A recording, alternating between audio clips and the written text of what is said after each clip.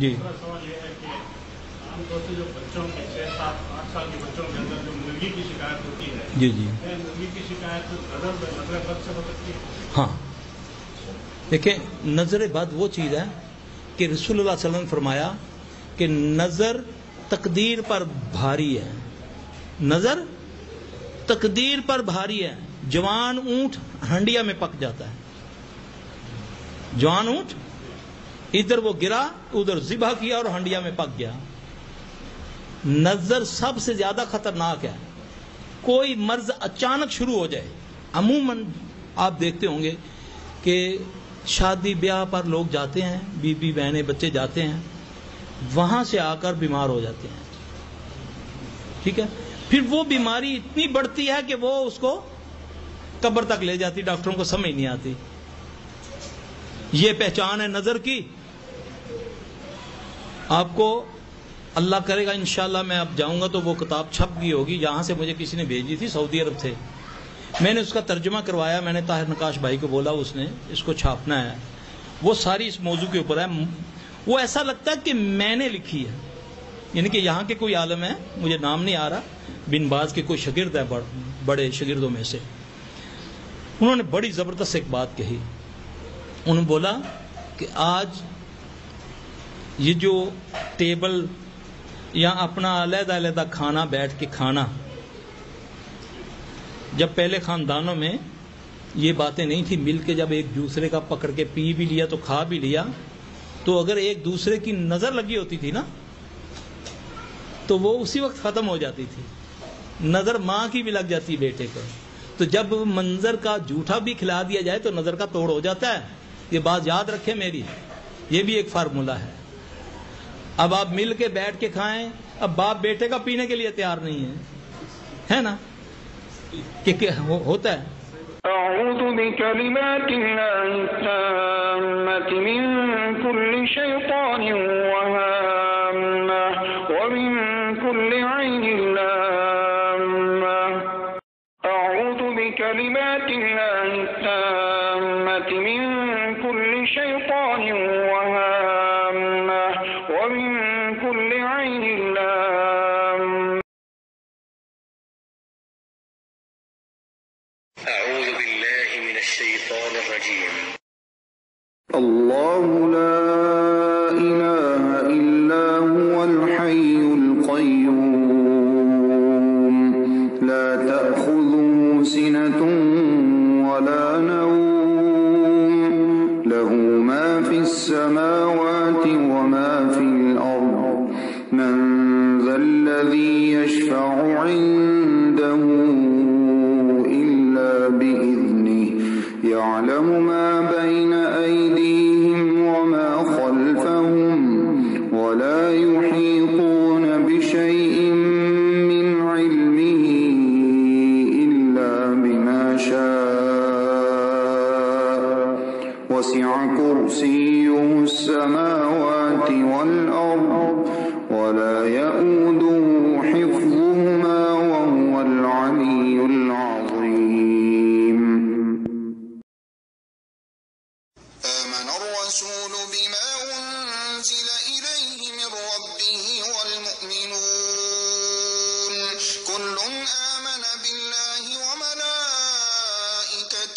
وكتبه ورسله لا نفرق بين أحد من رسله وقالوا سمعنا وأطعنا غفرانك ربنا وإليك المصير لا يكلف الله نفسا إلا وسعها لها ما كسبت وعليها ما اكتسبت ربنا لا تؤاخذنا إن نسينا أو أخطأنا ربنا ولا تحمل علينا إصرا كما حملته على الذين من قبلنا ربنا ولا تحملنا ما لا طاقة لنا به واعف عنا واغفر لنا وارحمنا أنت مولانا فانصرنا على القوم الكافرين بسم الله الرحمن الرحيم قل هو الله أحد الله الصمد لم يلد ولم يولد ولم يكن له كفوا أحد بسم الله الرحمن الرحيم قل أعوذ برب الفلق من شر ما خلق ومن شر غاسق إذا وقب ومن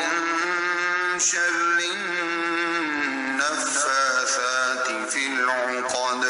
ومن شر حاسد إذا حسد بسم الله الرحمن الرحيم قل أعوذ برب الناس ملك الناس إله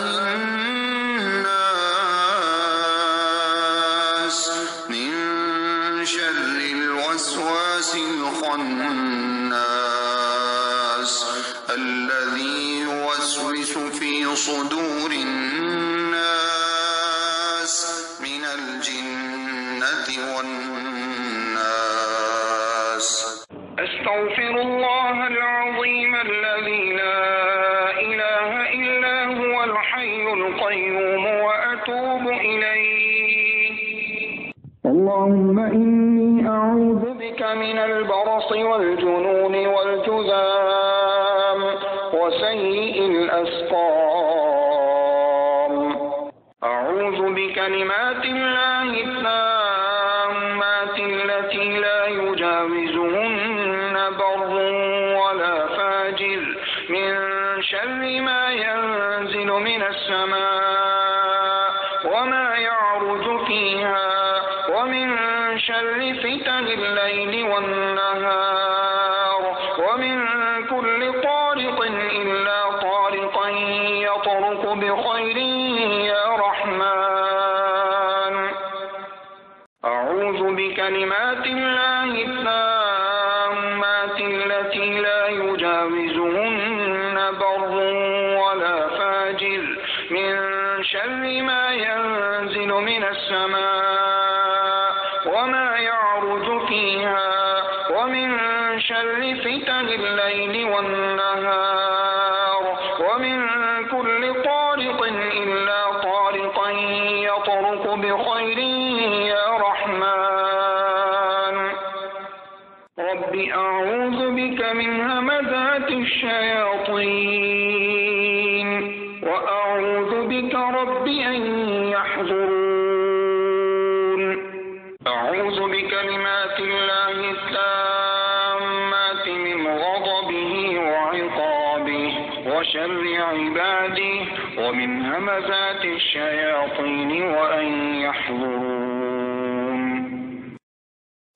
بسم الله الذي لا يضر مع اسمه شيء في الأرض ولا في السماء وهو السميع العليم أعوذ بكلمات الله التامات من شر ما خلق اللهم صل على محمد وعلى آل محمد كما صليت على إبراهيم وعلى آل إبراهيم إنك حميد مجيد اللهم بارك على محمد وعلى آل محمد كما باركت على إبراهيم وعلى آل إبراهيم إنك حميد مجيد